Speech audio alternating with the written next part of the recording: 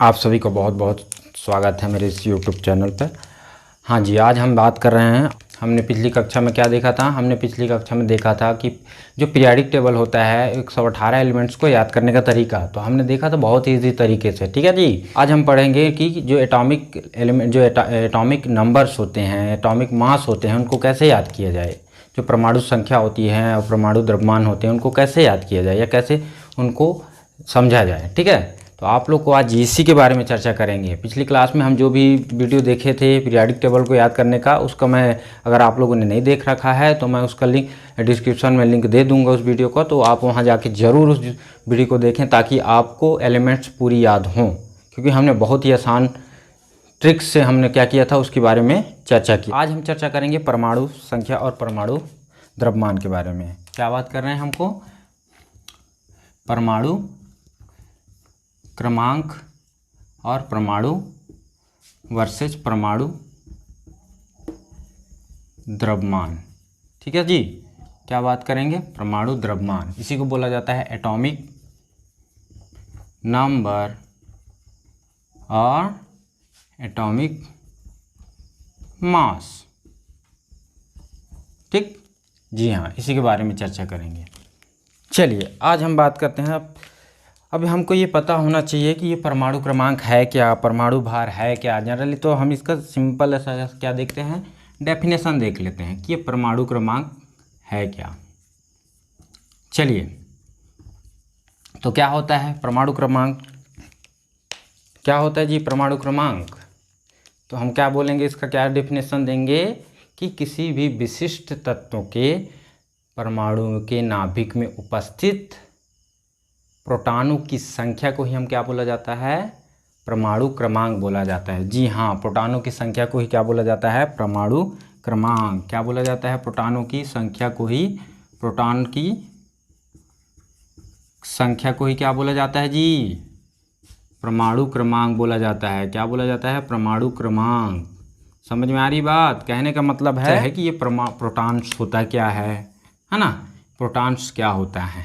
ठीक है, तो इससे आपको प्रोटॉन को जानने के लिए आपको क्या जानना पड़ेगा कि परमाणु के बारे में। तो परमाणु होता क्या है? जनरली आप लोगों को पता होता है, सूक्ष्मतम कण है जो किन से मिलकर बना होता है?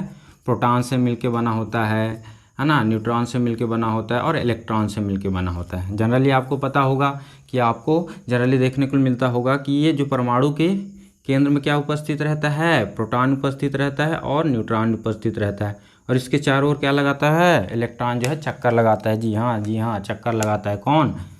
इलेक्ट्रॉन। तो आपको इतना तो पता ही होगा, जरूर पता होगा। अगर नहीं पता होगा तो पता चल जाएगा। ठीक है, देखिए क्या कर रहा है इलेक्ट्रॉन उसके चारों ओर, किसके? केंद्रक के। किसके? केंद्रक के। तो याद रखिएगा न्यूक्लियस के चारों ओर कौन चक्कर लगा रहा है? इलेक्ट्रॉन। और न्यूक्लियस में कौन कौन से हैं? प्रोटॉन है और न्यूट्रॉन है। तो ये दोनों चीज़ क्या आपके न्यूक्लियस में, और ये उसके चक्कर चारों ओर लगा रहा है। तो यहाँ पर आपको समझ गया परमाणु किन चीज़ों से मिलकर बना होता है?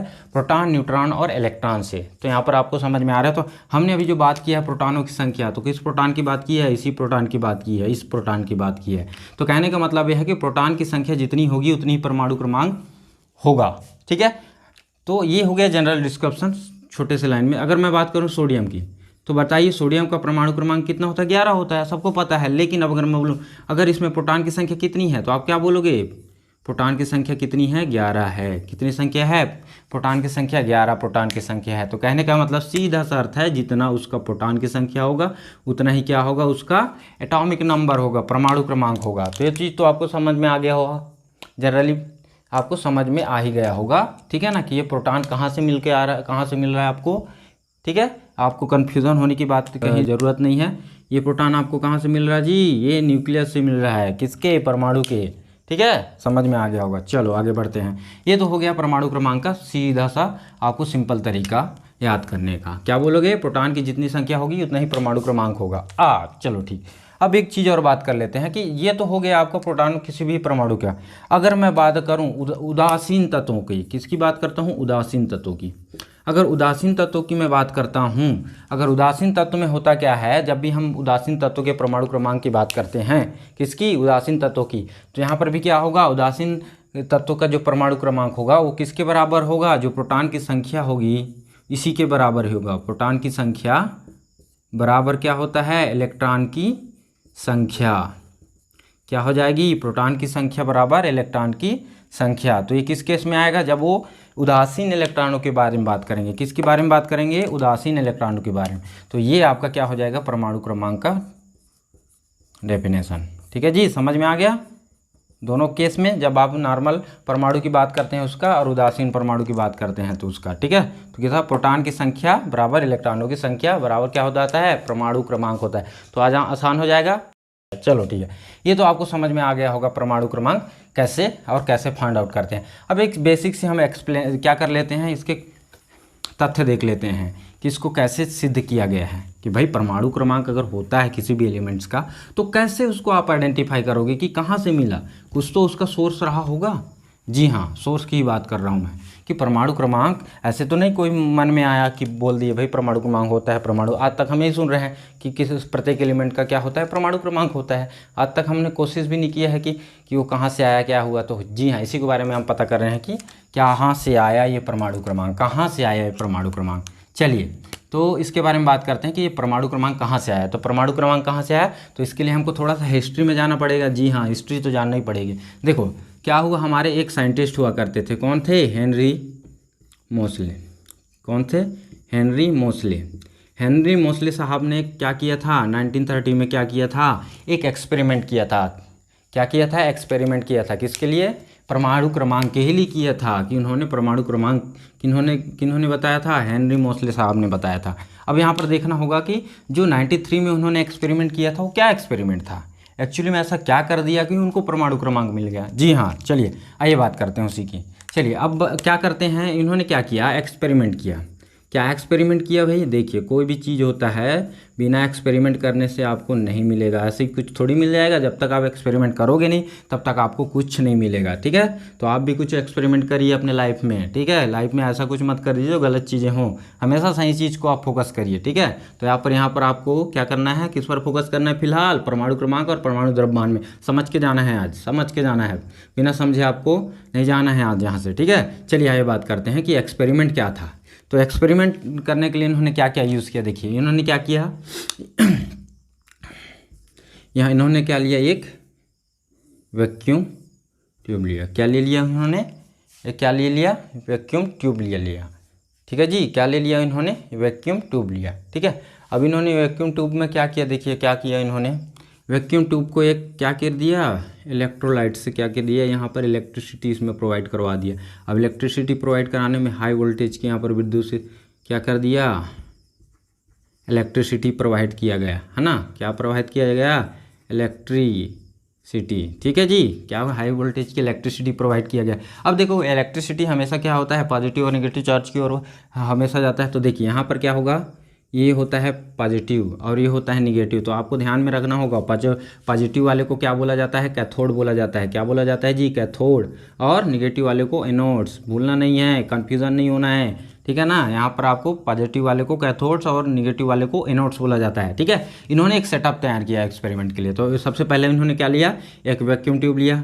ठीक है, वैक्यूम ट्यूब लिया, है ना, और उसमें क्या किया उन्होंने, इलेक्ट्रिसिटी क्या किया, प्रोवाइड किया है। ठीक है, इलेक्ट्रिसिटी जो है फिट की। तो अब देखते हैं क्या किया उन्होंने, कैथोड साइड में उन्होंने क्या कर दिया, एक कैथोड क्या कर दिया, बल्ब फिट कर दिया। अब यहाँ से क्या होने लगी देखिए, और दूसरे साइड में इन्होंने क्या किया, जितने भी आपके पीरियोडिक टेबल में एलिमेंट्स हैं, ठीक है ना, उसमें से जो भी मेटल्स हैं उनको यहाँ पर क्या किया, मेटल्स धातु क्या किए, धातु एनोड रखते गए। ठीक है ना, धातु एनोड रखते गए। अब क्या हुआ, जैसे इसमें इलेक्ट्रिसिटी प्रोवाइड करोगे तो यहाँ से क्या निकलने लगती हैं, यहाँ से निकलती हैं जी, क्या निकलने लगती हैं, कैथोड रे। क्यों, क्योंकि यहाँ पर आपका कैथोड है तो यहाँ से क्या निकलने लगती हैं, कैथोड रेस निकलने लगती हैं। जी हाँ, कैथोड निकलने लगती हैं, कैथोड रेस। ठीक है, तो आपको समझना है। अब जैसे ये कैथोड रे निकलनी और वो कहाँ जाके टकराएंगी, ये मेटल्स पे टकराएंगी। कौन सा, मेटल एनोड्स पे टकराएंगी। और मेटल एनोड्स पे टकराने के बाद क्या होता है जी, मेटल कोई भी चीज़ कितना होता है, जब तक वो एब्जॉर्ब करता है उसके बाद वो क्या करता है, उसको क्या करने लगता है, एमिट करने लगता है। तो यहाँ से उत्सर्जित होने लगी। क्या उत्सर्जित होने लगी, अब देखो क्या हम प्रोवाइड करा रहे हैं यहाँ पर, यहाँ पर कैथोड रे प्रोवाइड करा रहे हैं। क्या प्रोवाइड करा रहे हैं, कैथोड रे। ठीक है जी, क्या प्रोवाइड कर रहे हैं, कैथोड रे, जो कि किससे टकरा रही है, यहाँ पर मेटल एनोड से टकरा रही है। किससे टकरा रही है, मेटल एनोड से। ठीक है जी, किससे, मेटल एनोड से टकराकर वो क्या हो जाइए, रिफ्लैक्ट हो रही है, रिफ्लैक्ट हो रही है। कहने का मतलब ये क्या निकल रही है, ये जो निकल रही है ये सब क्या हैं, ये हैं एक्स रे। क्या है, एक्स रे उत्सर्जित हो रही हैं।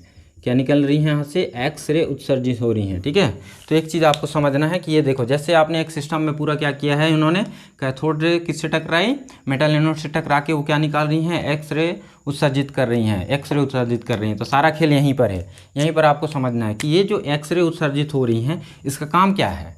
ठीक है ना। अब यहाँ पर एक चीज़ आपको ध्यान में रखनी है कि जो आपका मेटल्स यहाँ पर यूज़ हो रहा है, आपके जितने भी पीरियोडिक टेबल्स में मेटल्स हैं उसको अल्टरनेट करना है, एक नहीं, हर एलिमेंट्स को एक एक करके क्या करते चलना चाहिए, रख के यहाँ पर आपको देखना है हर किसी का। ठीक है ना, क्या बोल रहा हूँ मैं, आपको पीरियोडिक टेबल में जितने भी मेटल्स हैं एक एक करके, एक को किया फिर दूसरे को किया फिर तीसरे को किया, मतलब एक एक करके आपको क्या करना है, यहाँ पर रखते चलना है और सबका क्या निकालना है, एक्सरे। क्या निकालना है, एक्सरे, मतलब एक्सरे किरणें निकलेगा। ठीक है ना, एक्स किरणें निकलेंगी। तो आप इससे पता चलता है कि जितने भी आपका क्या है वो पीरियोडिक टेबल में बढ़ते हुए क्रम पर हम जैसे ही जाएंगे, मतलब तो उससे क्या होगा, उससे क्या होगा, जो एक्सरे किरणें होंगी उससे क्या होगा, निरंतर क्या होने लगेंगी, निरंतर क्या होने लगेंगी, क्या होने लगेंगी जी, वो कम होने लगेंगी। क्या होने लगती हैं, कम होने लगती हैं। ठीक है ना, निरंतर कम होने लगती हैं। क्या होने लगती हैं, क्या कम होने लगती हैं, तरंग दैर्घ्य। क्या, तरंग दैर्घ्य, यहाँ जी हाँ, तरंग दैर्घ्य समझ में आ रही है। एक्सरे जो एक्स किरणें होती हैं उसमें निरंतर क्या कम होने लगती हैं, तरंग दैर्घ्य। अब ये तरंग दैर्घ्य होता क्या है, ये हमारे लिए क्वेश्चन का विषय है। चलिए, तरंग दैर्घ्य कुछ नहीं होता, जब भी आपकी फ्रीक्वेंसी कहीं से भी गुजरती है तो उसमें आपके कुछ इस तरीके से क्या होती हैं, आपको इस वाले पोर्शन को क्या बोला जाता है, स्ट्रिंग बोला जाता है, पता होना चाहिए, और इस वाले पोर्शन को गर्त, मतलब नीचे वाले पोर्शन को। ठीक है, तो क्या होता है, स्ट्रिंग और गर्त, इन दोनों के बीच के डिस्टेंस को ही हम बोलते हैं तरंग दैर्घ्य। क्या बोला जाता है, तरंग दैर्घ्य। देखो, इन दोनों के बीच के डिस्टेंस को ही क्या बोला जाता है, तरंग दैर्घ्य। समझ में आ रहा है ना, जी हाँ, समझ में आना चाहिए। बहुत अच्छे, बहुत अच्छे, समझ में आ रहा है सबको। मैं क्या बोल दिया यहाँ पर, क्या बोल दिया भाई, ऐसा कुछ तो नहीं जो समझ में ना आ रहा हो, तरंग दैर्घ्य। अभी तरंग दैर्घ्य क्या हो रही है, जैसे जैसे हम क्या कर रहे हैं, मेटल एनोड्स को चेंज करते जा रहे हैं, अल्टरनेट किस पोजीशन पे, पीरियोडिक टेबल के पोजीशन पे। अभी कम वाले को रखे, फिर उससे ज़्यादा वाले को, जो भी हैं इसको हमने क्या करते गए, अल्टरनेट क्या करते गए, चेंज करते गए। चेंज करने से हमको क्या मिल रहा है, मिलने से क्या हो रहा है, इसमें निरंतर क्या हो रही है, तरंग दैर्घ्य कम हो रही है। तरंग दैर्घ्य क्या है, इसका तो हम लोग पता चल गया कि दोस्त क्या होती है, जो फ्रीक्वेंसी होती है, फ्रीक्वेंसी में जो भी क्या होता है, स्ट्रिंग और गर्त होता है, उसके बीच के डिस्टेंस को ही हम क्या बोला जाता है, तरंग दैर्घ्य बोला जाता है। तो एक चीज़ यहाँ पर ध्यान देना, ठीक है, तरंग दैर्घ्य कम होते जाती है। अब इससे उन्होंने क्या लगा, हमारे हेनरी मोसले साहब ने एक निष्कर्ष निकाला। क्या निष्कर्ष निकाला कि जैसे ये एक्सरे किरणें क्या हो रही हैं, उत्सर्जित हो रही हैं, तो और जैसे हम मेटल से नोट को हम क्या कर रहे हैं, चेंज करते जा रहे हैं, वैसे वैसे क्या हो रही है, निरंतर तरंग दैर्घ्य कम होते जा रही है। तो उन्होंने एक निष्कर्ष निकाला। क्या निष्कर्ष निकाला, आइए जानते हैं। निष्कर्ष उन्होंने ये निकाला कि उन्होंने देखा कि जो निष्कर्ष उन्होंने निकाला, उन्होंने क्या किया कि जो भी हमारे को क्या मिल रही हैं, एक्स किरणें मिल रही हैं। ठीक है, एक्स किरणें उत्सर्जित हो रही हैं। क्या हो रही हैं, एक्स किरणें उत्सर्जित हो रही हैं। जो भी एक्स किरणें उत्सर्जित हो रही हैं, है ना, जो भी एक्स किरणें उत्सर्जित हो रही हैं उसमें क्या हो रही हैं, आवृत्ति। क्या होती है जी, आवृत्ति का क्या होता है, आवृत्ति का क्या होता है भाई, आवृत्ति का वर्गमूल होता है। क्या होता है, वर्गमूल होता है। ठीक है ना जी, समझ में आ रहा है, क्या होता है, वर्गमूल। अब आप लोग को क्वेश्चन उठेगा कि आवृत्ति क्या होता है सर। अभी हमने देखा तरंग दैर्घ्य के बारे में, अब तरंग दैर्घ्य आपको समझ में आ गया होगा। ठीक है ना, स्ट्रिंग और गर्त के बीच के डिस्टेंस को ही हम बोलते हैं तरंग दैर्घ्य। अब यहाँ पर आवृत्ति किसको बोलते हैं, तो वही चीज़ है जो आपकी तरंग दैर्घ्य 1 सेकेंड में, ठीक है ना, मैं क्या बोल रहा हूँ, 1 सेकेंड में जितनी भी दूरी तय करेगी, तरंग दैर्घ्य आपका अगर मान लीजिए जितना भी दूरी करेगा, कितने सेकंड में, 1 सेकंड में, तो उसकी क्या कहलाएगी, आवृत्ति कहलाएगी। क्या कहलाएगी जी, आवृत्ति कहलाएगी। समझ में आ रहा है। तो एक सेकंड में जितने भी आपके तरंग दैर्घ्य बनेंगे, ठीक है ना, वो उसकी क्या कहलाएगी, आवृत्ति कहलाएगी। समझ में आ रही बात, आ गई दोनों। ठीक है, तो मैं क्या बोल रहा हूँ यहाँ पर बोल रहा हूँ कि आवृत्ति का वर्गमूल होता है। एक्स किरणें जो उत्सर्जित होती हैं उनकी आवृत्ति का वर्गमूल होता है। वर्गमूल होता है किसके वर्गमूल होंगे, तो मैं यहाँ पर बात कर रहा हूँ कि जो भी आपने मेटल एनोड क्या लिया है, यहाँ पर मेटल एनोड लिया हो, क्या होगा, परमाणु होगा। ठीक है ना, तो मेटल एनोड जो भी आपने लिया होगा, तो जो धातु एनोड होगा, ठीक है ना, तो धातु के एनोड में क्या प्रेजेंट होंगे जी, धातु के एनोड के नाभिक में क्या प्रेजेंट होता है, नाभिक में उपस्थित, क्या उपस्थित रहता है? उपस्थित धनावेश। क्या बात कर रहा हूँ मैं? उपस्थित धनावेश। जी हाँ, उपस्थित धनावेश के अनुक्रमानुपाती होती है। क्या होती है? अनुक्रमानुपाती, मतलब डायरेक्टली प्रोपोर्शनल होती है। ठीक है, समझ में आ रही बात? बहुत बढ़िया, बहुत बढ़िया, समझ में आ रही है, समझ में आ रही है सबको। ठीक है, मैंने क्या बोल दिया यहाँ पर, क्या निष्कर्ष निकाला उन्होंने कि जो एक्स किरणें उत्सर्जित हो रही हैं और निरंतर जैसे जैसे हमने मेटल एनोड चेंज करते गए तो कम होती जा रही हैं, तो उससे हमने निष्कर्ष निकाला। हमने क्या निष्कर्ष निकाला? हमने ये निष्कर्ष निकाला कि जो एक्स किरणें उत्सर्जित हो रही हैं उनकी आवृत्ति का वर्गमूल किसके? धातु एनोड के नाभिक में उपस्थित धनावेश के अनुक्रमानुपाती होती है। तो एक चीज़ यहाँ पर आपको ध्यान में रखनी होगी, सबसे ज़्यादा इंपॉर्टेंट। तो यहाँ पर देखिए धनावेश का जो आया है यहाँ पर पॉइंट, ठीक है ना, ये सबसे इंपॉर्टेंट है। इसी चीज़ को उन्होंने फोकस किया, किन्होंने? हेनरी साहब ने किसको फोकस किया? धनावेश को। अब इन्होंने क्या किया? ये ही धनावेश क्या होते हैं किसी भी परमाणु पर, क्या होता है? परमाणु पर मैं बात कर रहा हूँ, किसी भी परमाणु पर, ठीक है ना, कोई भी परमाणु हो, ठीक है ना, यही धनावेश क्या होता है? सबसे ज़्यादा इंपॉर्टेंट होता है कि कोई भी परमाणु ले लीजिए, उसमें अगर धनावेशी चार्ज नहीं है तो उसका कोई औचित्य नहीं रहेगा। ठीक है ना, तो यहीं पर मैं बात कर रहा हूँ कि उसमें धनावेश होना ही चाहिए, और यही धनावेश क्या चीज़ को डिसाइड करता है? आपके परमाणु क्रमांक को। तो मैंने पहले ही बोल चुका हूँ, क्या बोल चुका हूँ कि जी प्रोटॉनों की संख्या बराबर क्या बोल रहा हूँ? परमाणु क्रमांक। क्या बोल रहा हूँ मैं? प्रोटॉनों की संख्या बराबर परमाणु क्रमांक। तो यही आपका धनावेश क्या बना रहा है? प्रोटॉन्स बनाता है। जी समझ रहे हैं ना? प्रोटॉन्स कौन सा चार्ज होता है? प्रोटॉन में पॉजिटिव चार्ज होता है, यही धनावेश होता है। तो अब आपको समझ में आ गया होगा कि हेनरी साहब ने इतना सारा एक्सपेरिमेंट करके इतनी सी छोटी बात को क्या कर दिया? प्रूव कर दिया। कैसे प्रूव किया? आपने इतने सारे एक्सपेरिमेंट आपने देख लिए। ठीक है, तो आपको समझ में आ गया होगा कैसे आया परमाणु क्रमांक की थ्योरी, कैसे आई। तो ये कॉन्सेप्ट उन्होंने लगाया था, और इस प्रकार उन्होंने जो धनावेशित होता है वो परमाणु के लिए सबसे ज़्यादा महत्वपूर्ण होता है। समझ में आ गया? और उसी से हमको क्या मिलता है? परमाणु क्रमांक मिलता है। ठीक है, परमाणु क्रमांक मिलता है। तो चलिए आइए और आगे चलते हैं। अभी ये तो हो गया उनके हिस्ट्री के बारे में। अब हमारा जो मेन फोकस था, मेन वो था हमारा क्या था? परमाणु क्रमांक कैसे याद करें। इतने सारे एलिमेंट्स हैं, इतने 118 एलिमेंट्स हैं, तो उनको हम कैसे याद करेंगे? आइए चलते हैं, उसके बारे में बात करते हैं। तो 118 एलिमेंट्स को डायरेक्टली 118 तक हमको परमाणु क्रमांक अगर याद हो जाता है तो बहुत अच्छी बात है भाई। उनके लिए बहुत बहुत तालियां, उनके लिए बहुत बहुत तालियां। जिनको याद है उनको बहुत बहुत तालियां, उनके लिए तालियां बजाइए। ठीक है, अगर जिनको याद नहीं है उनको आज हम सिखाएंगे। ठीक है, जिनको याद नहीं है उनको आज हम याद करना सिखाएंगे। अब यहाँ पर एक चीज़ बोल रहा हूँ, मेरे को याद करना नहीं सिखाऊंगा मैं आप लोग को, याद करना नहीं है। देखिए हर चीज़ को याद करना ज़रूरी नहीं होता, तो यहाँ पर भी आपको क्या है? याद करना ज़रूरी नहीं है परमाणु क्रमांक, आपको बस समझना है। ठीक है ना, क्या समझना है? कि परमाणु क्रमांक कैसे निकाला जाएगा। ठीक है, चलिए मैंने क्या बोला? परमाणु क्रमांक का सीधा सिंपल हमने क्या देखा कि जो प्रोटॉन की संख्या होती है, ठीक है ना, प्रोटॉन की संख्या को ही क्या बोलते हैं? प्रोटॉन्स की संख्या को क्या बोला जाता है? परमाणु क्रमांक या परमाणु की संख्या। ठीक है, वही है परमाणु की संख्या। ठीक है, समझ में आ रहा है? परमाणु क्रमांक या परमाणु की संख्या। ठीक है, अब यहाँ प्रोटॉन की संख्या को वही परमाणु संख्या बोल रहे हैं। देखिए अब हम इस चीज़ को फोकस करेंगे कि ये परमाणु क्रमांक को कैसे याद करना है। मैंने ऑलरेडी आपको क्या किया है? पीरियोडिक टेबल के बारे में बता चुका हूँ, कितने एलिमेंट्स हैं, याद करने का तरीका क्या है। मेरे पिछले वीडियो में जाके जरूर ही देख लीजिएगा, मैं उसका लिंक अपने किसी वीडियो पर क्या कर दूँगा, जिसका मतलब लिंक शेयर कर दूँगा। ठीक है, तो आपको वहाँ से मिल जाएगा पिछले वीडियो। तो आपको अब यहाँ पर यह ध्यान रखना है कि परमाणु क्रमांक याद करना है। मैं प्रत्येक ब्लॉक का सिर्फ एक ही रो का मैं क्या बताऊंगा? परमाणु क्रमांक निकालना बताऊंगा, बाकी आप लोग का होमवर्क रहेगा। चलो अब बात करते हैं एस ब्लॉक से स्टार्ट करते हैं। कहाँ से शुरुआत करते हैं? एस ब्लॉक से। जी हाँ, एस ब्लॉक से। अब जी एस ब्लॉक में आपको पता है कि सबसे पहला जो फर्स्ट ए का जो एलिमेंट्स है कौन कौन से हैं? कौन कौन से हैं जी? बताइए, फटाफट बताइए कौन कौन से हैं, याद होना चाहिए आपको। पीरियोडिक टेबल याद करना सिखाया हूँ मैं, बताइए बताइए। जी हाँ, halogen, lithium, sodium, potassium, rubidium, caesium और फ्रांसियम। ठीक है, समझ में आ रही बात? उसके सेकंड रो में कौन सी है बताइए? सेकंड ए में बताइए फटाफट। अब सेकंड में क्या होता है बताइए बताइए। हाँ जी हाँ, beryllium, magnesium, calcium, strontium, barium और रेडियम। बहुत बढ़िया बहुत बढ़िया बहुत बढ़िया, याद है मतलब मेरी ट्रिक काम कर गई है आप लोगों के लिए। बहुत बढ़िया बहुत बढ़िया। चलिए आइए बात करते हैं। अब इसमें हमको परमाणु क्रमांक ज्ञात करना है। परमाणु क्रमांक कैसे निकालना है, तो आपको सबसे पहली चीज़ क्या ध्यान में रखनी है, जब भी आप कोई भी पीरियोडिक टेबल का परमाणु क्रमांक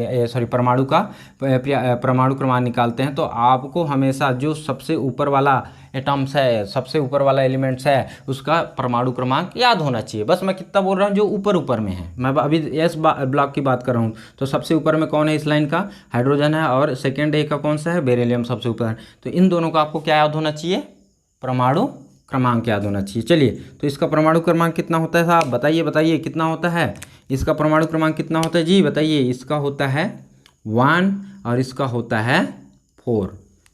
क्या होता है, 1 और 4। अब देखिए, हमको इन सब का पता नहीं है, इन सब का पता है क्या, नहीं पता।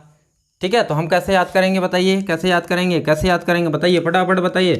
अगर नहीं पता, चलिए आइए बताते हैं कैसे याद करना है। देखिए, हमारे पास एक ट्रिक है, कौन सी, 2 8 8 18 18 और 32, ये हमारे पास लॉजिक ट्रिक है। ठीक है, अब यहाँ पर देखिए लॉजिक ट्रिक में कैसे काम आएगी ये, कैसे यूज़ करना है इसको, कैसे यूज़ करना है, तो यार ध्यान से समझिएगा कैसे यूज़ करना है। हमारे पास कौन सा है, 2 8 8 18 18 32, ये रो आपको पता होना चाहिए, ये नंबर्स आपको पता होना चाहिए, तभी आप परमाणु क्रमांक निकाल सकते हैं। ठीक है, अगर याद नहीं करना है तो ये आपको हेल्प करेगा। ठीक है, तो कैसे, आइए देखते हैं कैसे।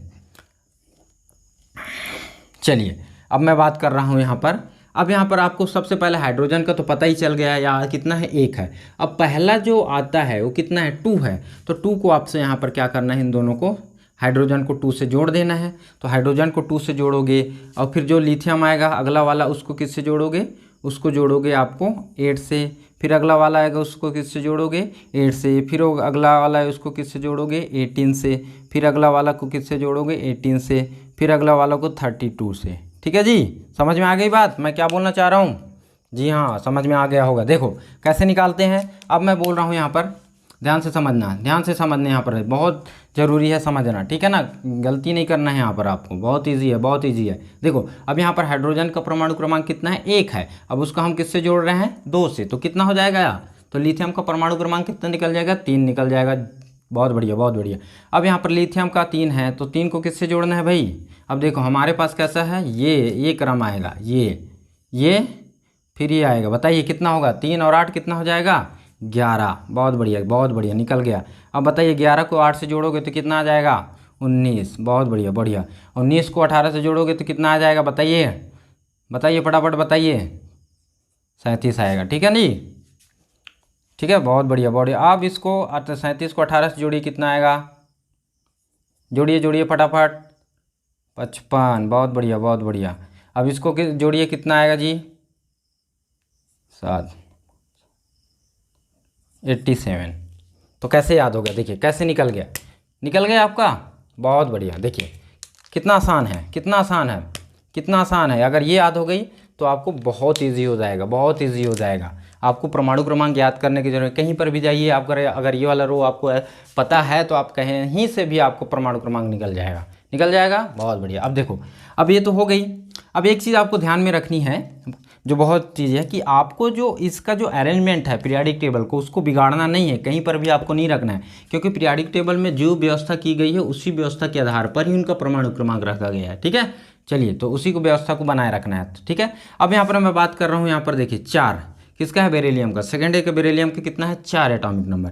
अब इसका हमको किससे जोड़ना है। अब एक चीज़ ध्यान रखना है कि सर आपने तो ये बताया कि 288 जोड़ना है, तो यहाँ पर भी आप 288 जोड़ते चले जाना है। अगर आपने ऐसा जोड़ा 2, यहाँ पर जोड़ा 8, यहाँ पर जोड़ा 8, तो ये गलत हो जाएगा भैया, ये पूरा गलत हो जाएगा। ठीक है, तो आपको क्या करना है, ऐसा नहीं करना है। मैंने क्या बोला, अब आपको हमेशा कॉलम को ध्यान में रखते चलना है। कॉलम मैंने बोला था, जो अरेंजमेंट है वही अरेंजमेंट होना चाहिए। ठीक है ना जी, समझ में आना चाहिए। देखो क्या अरेंजमेंट है, अगर मैं हाइड्रोजन वाले ग्रुप के जाऊँ तो ये इस लाइन में जा रहा है, लिथियम वाले की बात करूँ तो इस लाइन में जा रहा है। अगर मैं ये देखिए, सबका अपना अपना एक ग्रुप है ना, एक कॉलम है, कॉलम के अंदर में ही आपको क्या करना है, इनटू करना है। तो देखिए, अब यहाँ पर आपको देखना है कि बताइए कि ये 4 किसके साथ आपको इसको जोड़ना है, 2 के साथ जोड़ना है कि 8 के साथ जोड़ना है। ठीक है, तो आपको समझ में आ जा रहा है कि आपको किसके साथ जोड़ना है, 8 के साथ जोड़ोगे। तो 8 के साथ जैसे ही जोड़ोगे तो कितना आ जाएगा, 8 और 4 कितना हो जाता है जी, बताइए 12।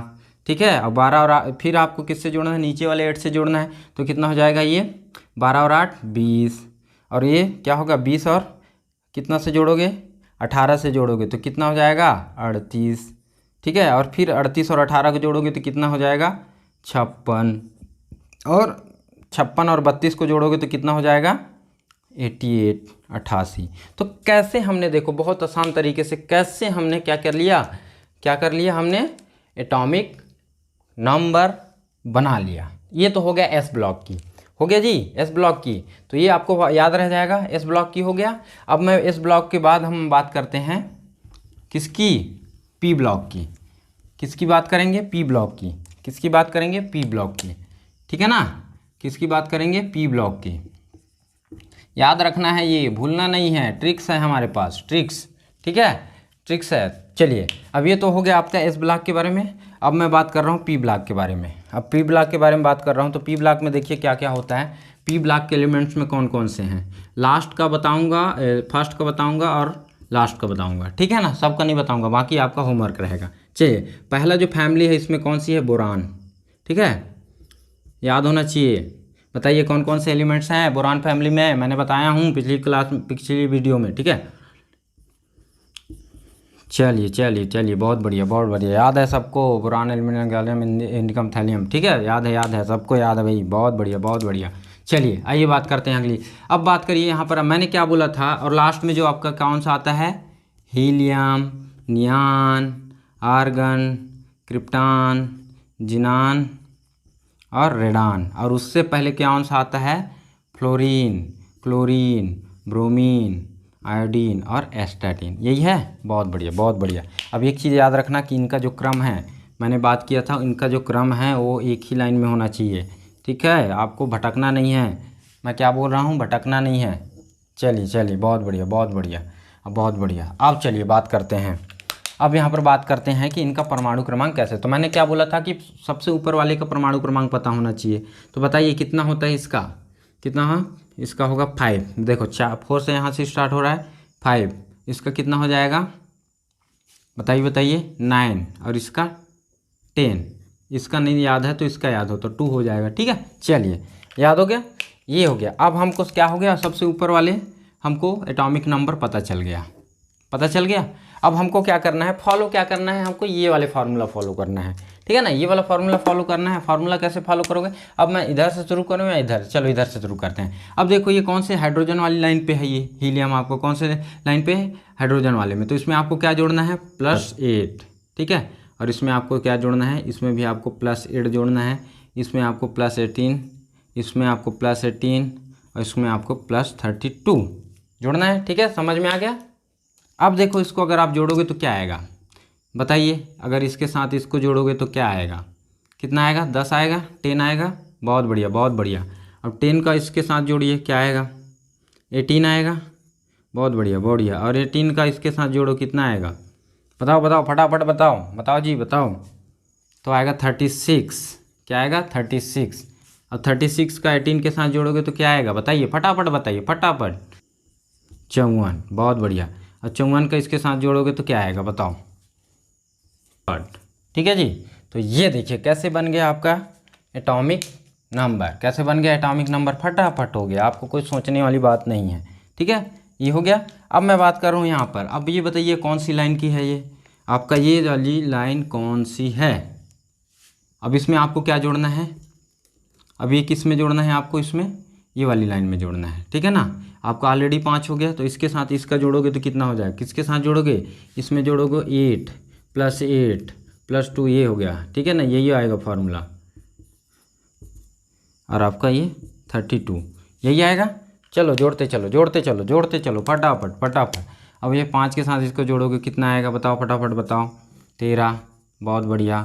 18 के साथ जोड़िए, कितना आएगा, कितना आएगा जी, 11, और ये हो गया 31, कितना आएगा, 31 आएगा, बहुत बढ़िया। फिर इसके साथ इसका जोड़िए, कितना आएगा, 49, इसके साथ इसका जोड़िए कितना, 81। ठीक है, समझ में आ गया, क्या आ गया, तो कैसे हमने परमाणु क्रमांक निकालना सीख लिया। ठीक है, तो अब इसका आपको फटाफट आपको याद हो जाना चाहिए। इसका होता है 17, इसका होता है 37, इसका होता है 53, इसका होता है 87। ठीक है, तो ये हो गया आपको परमाणु क्रमांक निकालने का तरीका। बहुत बढ़िया, बहुत बढ़िया, हमने सीख लिया, अब सीख लिया हमने। ठीक है, अब ये तो होगा एस और पी ब्लॉक का निकालने का तरीका। अब मैं बात करूँगा डी ब्लॉक का। ठीक है, इसको मिटा देता हूँ मैं। चलिए बढ़िया,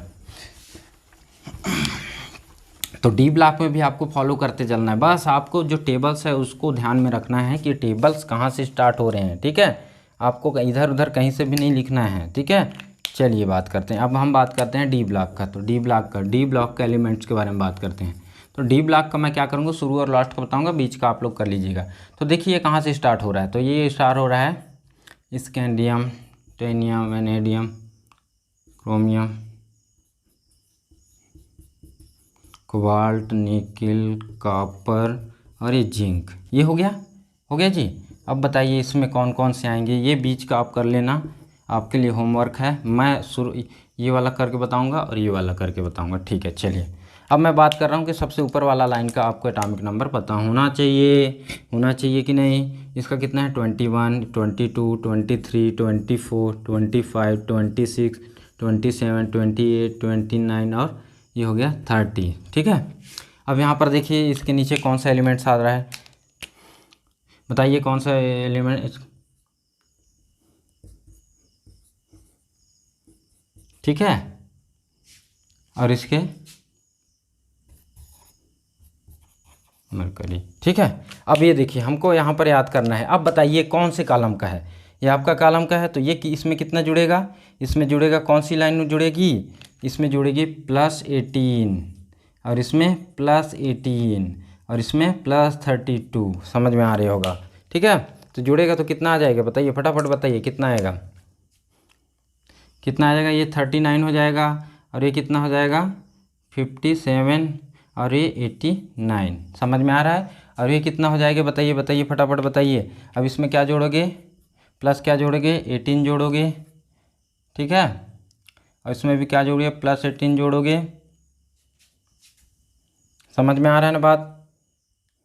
चलिए अब जोड़ो, कितना होगा, कितना हो जाएगा जी, इसका कितना हो जाएगा, इसमें +18 जोड़ोगे तो 48 होगा। ये वाली लाइन है, ये वाली लाइन है। ठीक है, तो क्या हो जाएगा 48। अब 48 से जोड़ो 66। तो ये आपका क्या निकल गया, आसानी से उनका एटॉमिक नंबर निकल गया। तो इस तरीके से आप क्या निकाल सकते हैं, इस फार्मूले से आप क्या निकाल सकते हैं, सभी का परमाणु क्रमांक निकाल सकते हैं। तो ये हुआ डी ब्लॉक के लिए परमाणु क्रमांक का निकालने का तरीका। तो चलिए हो गया, आप लोगों ने सीख ही लिया होगा परमाणु क्रमांक निकालने का तरीका। चलिए आगे बात करते हैं। अब आगे हम क्या बात करेंगे, ये तो हो गया परमाणु क्रमांक के बारे में। ठीक है जी, अब परमाणु क्रमांक के बारे में आपने सीख लिया सब चीज़, सारा चीज़ कैसे निकालना है, ट्रिक क्या हो सकता है। अब बात करते हैं, या फिर द्रव्यमान संख्या, क्या द्रव्यमान संख्या, क्या बात करेंगे, द्रव्यमान संख्या के बारे में। द्रव्यमान संख्या, ठीक है, द्रव्यमान संख्या या फिर इसे क्या बोलते हैं, परमाणु द्रव्यमान या एटॉमिक मास। ठीक है, अब ये द्रव्यमान संख्या होता क्या है, द्रव्यमान संख्या होता क्या है, तो आपको इसका डेफिनेशन क्या बोला जाएगा, तो इसका बोला जाएगा, इसका बहुत ईजी है, क्या बोला जाएगा, प्रोटॉन की संख्या प्लस, प्रोटॉन की संख्या प्लस किसका भाई, न्यूट्रॉन की संख्या बराबर क्या होता है, द्रव्यमान संख्या। क्या हो जाएगा, द्रव्यमान संख्या। तो आपका फार्मूला निकल के आ गया। क्या बोल रहे हैं, अगर प्रोटॉन की संख्या निकल गया और न्यूट्रॉन की संख्या निकल गया तो दोनों का योग कर दोगे तो क्या निकल जाएगा, द्रव्यमान की संख्या निकल जाएगा। बहुत बढ़िया, बहुत बढ़िया। अब यहाँ पर देखो प्रोटॉन की संख्या तो आपको एटलीस्ट सब पता ही चल गया हमने, क्योंकि ऑलरेडी हमने अभी पढ़ चुका है।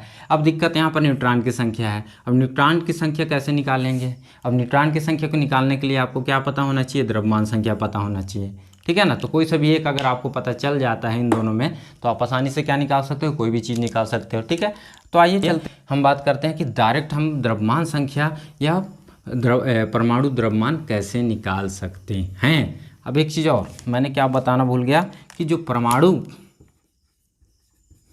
क्रमांक होता है उसको हम किससे दर्शाते हैं जी, बताइए फटाफट बताइए। जेड से दर्शाते हैं। और परमाणु द्रव्यमान को किससे दर्शाते हैं, इसको दर्शाते हैं ए से। बहुत बढ़िया बहुत बढ़िया।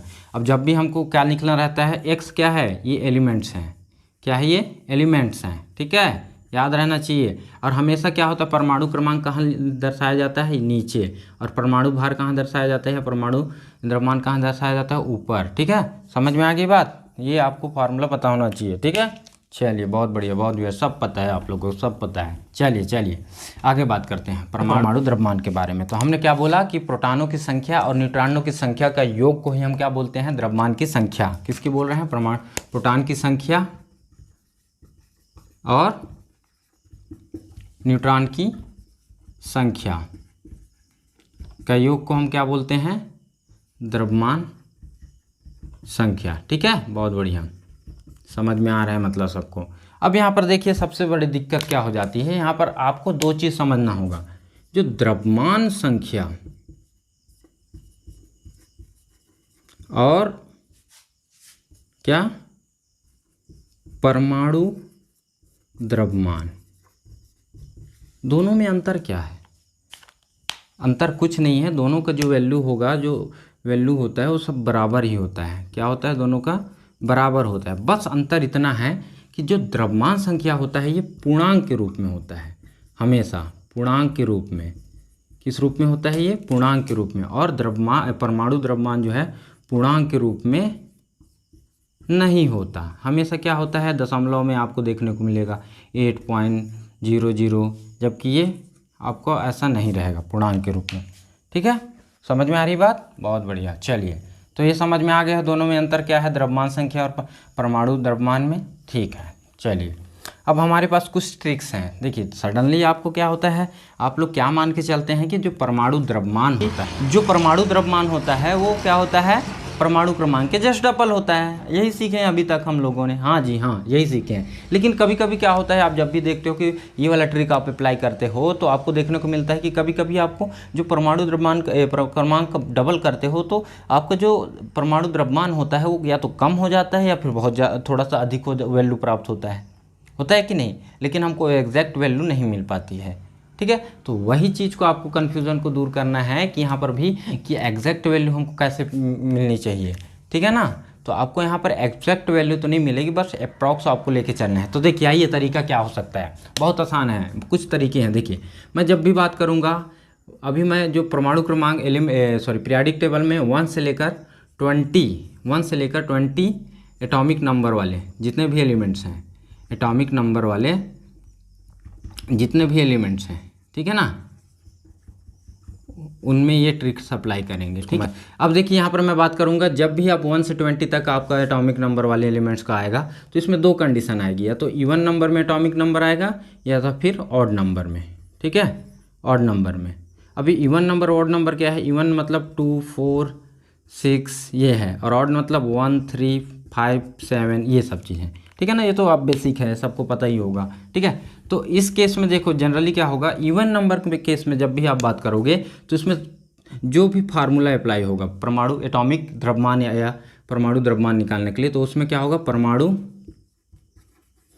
क्रमांक इंटू 2, किसके केस में, इवन नंबर के केस में। लेकिन ऑड नंबर के केस में हमेशा क्या करना, परमाणु क्रमांक इंटू 2 + 1, यही फार्मूला। बस आपको क्या करना है, जो भी ऑड नंबर के एटॉमिक नंबर होंगे उनको क्या करना है, उसमें सिर्फ क्या जोड़ते चलना है, 1 जोड़ते चलना है। ठीक है, यही फार्मूला आपको अप्लाई करना है। बस एक आध दो ऐसे एलिमेंट्स होंगे जिसको आपको एक्सेप्शनल के रूप में मान के चलना है। चलिए आपको दिखाते हैं क्या तरीका हो सकता है। चलिए तो मैं बात कर रहा हूँ, हाइड्रोजन को छोड़ दिया, हाइड्रोजन अपने आप में एक एक्सेप्शनल है। हाइड्रोजन के बाद दूसरा कौन है, हीलियम है। ठीक है ना, हीलियम के बाद कौन सा होता है, lithium, beryllium, boron, carbon, nitrogen, oxygen, fluorine और नियान। ठीक है, कितना हो गया, 2, 3, 4, 5, 6, 7, 8, 9 और 10। ठीक है, ये समझ में आ गई बात। तो ये हो गया आपका। अगला देखो 20 तक की बात किए हम।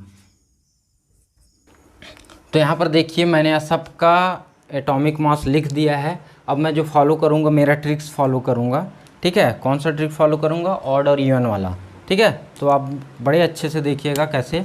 अब मैं बोल रहा था कि जो ऑड नंबर है, इवन नंबर है, उनका फार्मूला क्या होगा? 2 × 2 = 4। तो देखिए ये आपको 4 है, 4 के आसपास दिख रहा है, ठीक है ना। तो इसमें भी 4 है, ठीक है। चलिए अगर दूसरा है आई ऑड नंबर है तो इसमें क्या आएगा? 3 × 2 + 1, ठीक है। 3 × 6 7।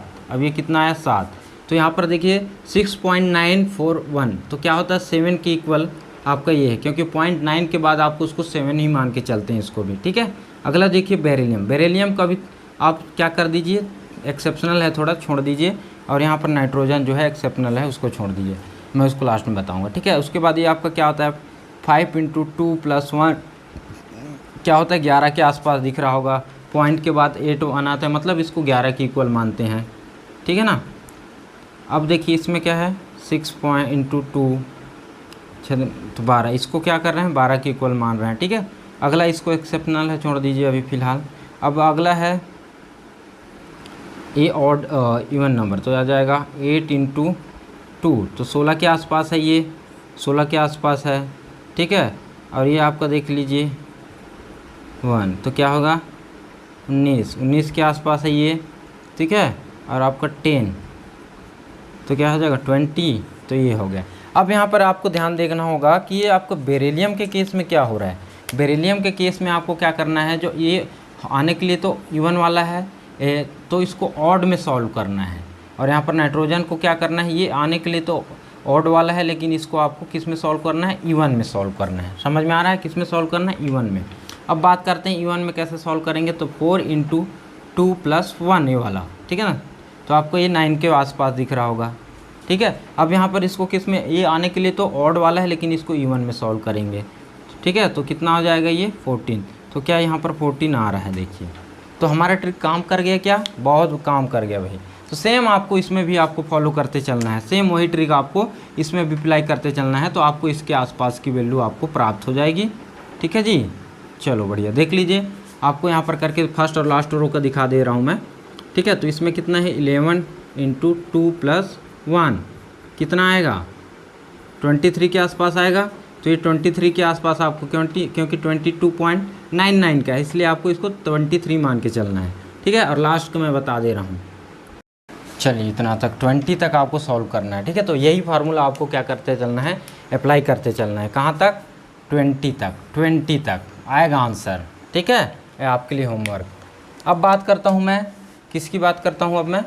अब बात करता हूँ मैं डी ब्लॉक के एलिमेंट्स की। किसकी बात करता हूँ? डी ब्लॉक का, ठीक है ना। तो डी ब्लॉक के एलिमेंट्स को सॉल्व कैसे करेंगे? देखिए फटाफट देख लेते हैं।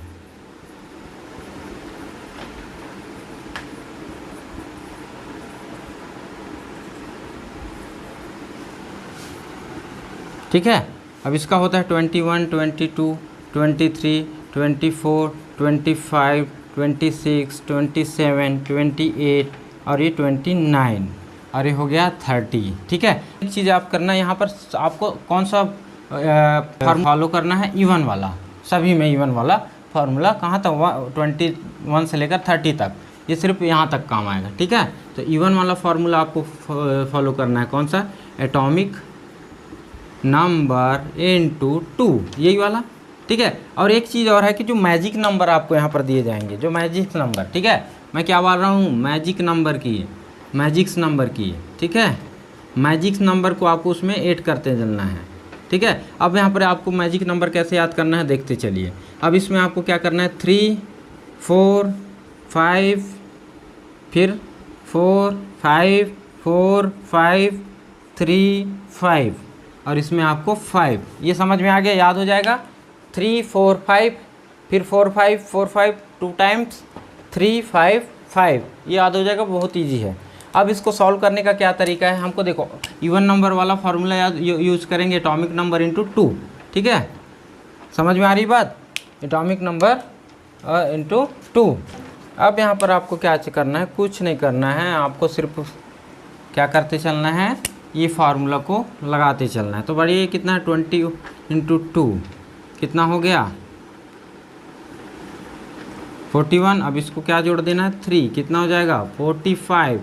तो 45 क्या 40 ये इक्वल है 44.96 तो इसको 45 लिख सकते हैं भाई। अप्रॉक्स वैल्यू आएंगी सबकी, ठीक है। उसके बाद 22 × 2 कितना आएगा 44 प्लस 4 कितना आएगा 48।